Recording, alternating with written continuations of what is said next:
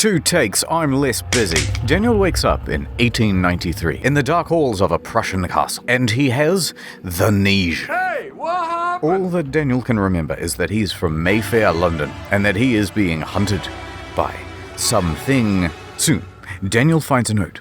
It's from past Daniel. The note tells him to go deeper into the castle and to find the inner sanctum. There he must murder a man called Alexander. But the note also warns him that there is a living nightmare chasing him. Apparently there is no way to fight back this nightmare, and Daniel must evade it for as long as he possibly can. Oh, keep away. Dodging. I saw him coming and I left. Daniel makes his way through the castle. He finds pages of his own diary strewn across the different rooms. It's Lindbart's diary. Dear diary, my name is Daniel, but you can call me Danny. And here's some exposition in case I ever get into a sort of weird situation where I have to give myself amnesia and I need to remember what's going on. Anyway, here's that exposition. 1. I went on an archaeological expedition to Africa with my BFF, Professor Herbert. Number 2, we were going to do some cool research on an ancient burial chamber. But number 3, when we were digging, I found a big chamber, and then number 4, a stone collapsed and I got trapped there. By number 5, it was dark and scary and I started to suffocate. And I hate that. It's my least favorite thing. And number 6,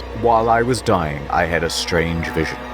It was of a glowing blue ball of light. I tried to grab it, but then I blacked out. Sad face. But I didn't die. Some people dug me out. Hooray. Thank you for digging me out. But when I woke up, in me hand, it was a weird orby thing. Oh my god. So I took it back to my hometown of ye old England. But no matter what I did, it just wouldn't go back together. What can I do? Then, famous geologist Sir William Smith, boy, these people have fake names, visited me. He tried to help me figure it out. Shut up. Is his name really William Smith? I didn't even put that together. Even Will Smith couldn't help me figure it out. Oh, that's hot. Anyway, so Will Smith told me that the glass can change shape over time. Interesting. But then, a turn of events. Remember Professor Herbert and all his men back in Africa?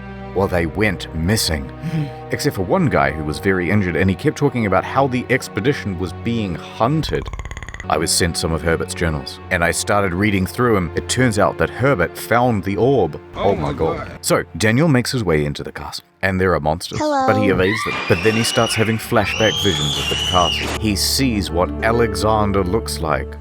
And also, look at all the bad, terrible stuff that Alexander did in the past. Inhumane experiments on animals to try and take their vitae. Of course, their precious life goo. And he's a murderer. Look at this. When you have decided that the victim shall die, you can smash their limbs with a hammer, making them fold in between the frame. But they'll die. Too quickly, I mean. Daniel continues to make his way through the castle. He finds an elevator in a Prussian castle. Okay, now Daniel is in the underground prison area, which every castle has, and in there he finds diary entries. Dear diary, it's me, D-Dog again, and I'm having a lot of nightmares. Anyway, it turns out that these nightmares helped me to find the orb thing. Then, when I went down to Herbert's University to look for some answers, I met Professor Taylor, a man who also has a very innocuous name. Everyone has a very ordinary name. He told me that the orb had some inspiration for the royal symbology. I don't know, I wasn't really listening. But the orbs are used by priests or something. Also, it turns out that Will Smith died 2 weeks ago after meeting me.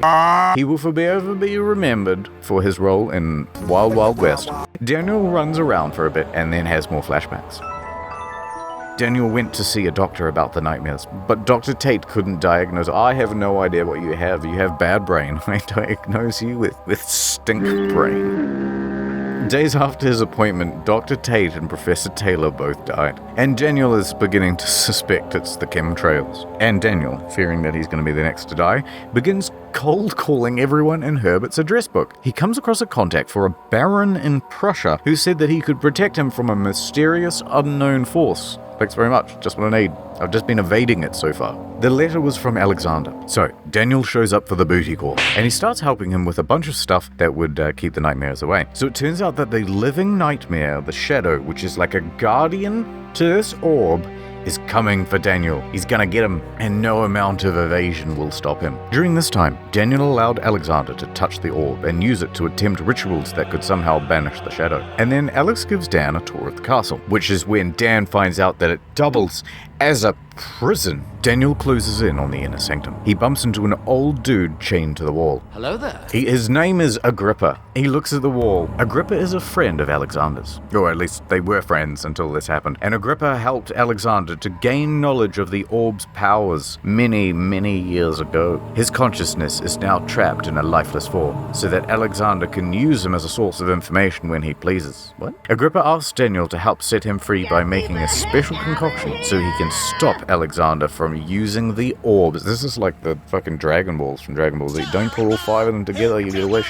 Anyway, Daniel goes on to find the ingredients to create the concoction. But while he's there, he stumbles across torture rooms full of body parts. Oh my god. More flashback time. Alex tells Daniel all about the different torture methods we use to extract vitae from people. Alex told him that this would fix all of his problems. It fixes everything. It's like essential oils. But Daniel doesn't run. He goes along with what Alexander says, and he continues to torture and gruesomely kill people. Oh my god. Which is why he gave himself the amnesia, because he felt guilty about the whole thing, because he was a serial killer and that. Get it? Get it? Calm down a bit. Anyway, Daniel tries to fix what he has done, but he can't. And he realizes that Alex had been manipulating them the whole time so that he could get the orb for himself. I don't know what it does. It tastes good. Blueberry. Daniel swears to kill Alexander. I'll kill you for this, he says, in a somewhat serious tone. Well, it's going to be a lot more difficult if you give yourself amnesia. Why give yourself instructions to kill some dude after you give yourself amnesia? Why not just kill him and then get amnesia? Oh, you idiot. Anyway, Daniel continues to look for the ingredients for Agrippa. I will help you, Agrippa. I get Agrippa on the problem.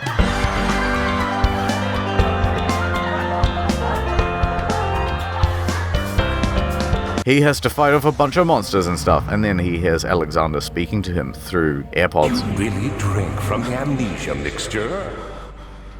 It does explain so much of your behavior. You never did finish what you set out to do. He's just taunting him. Thank you, Daniel, for keeping the Shadow Mans away from me. Why don't you just go wait in a cell and let the shadow consume you? And, by the way, the player can actually choose to do this and just wait in the cell, but it's not the way the story goes, so let's move on. Daniel escapes from the shadow and he goes back to Agrippa. He gives him the potion. Glug, glug, glug, glug, glug. Delicious. What is this, Mountain Dew Berry Blast? Now we jump into the portal. Finally, we have now arrived at the inner sanctum. Alexander is waiting on a little stage, and he has an orb. Oh my god. There's a bunch of pillars harnessing the blue energy, completing the ritual. Alex says he's going home once again, now that I have all the orbs and such. Not so fast, Alexander. You forgot about my superpower. Knocking down pillars. Alex starts to disintegrate. No, you've done something. How dare you? Daniel makes it out of the chamber. It looks like the shadow is gone too. Oh my god. And then that's just how the story ends. Daniel leaves the castle guilt-free. He's got a totally clean conscience, even though he killed those kids.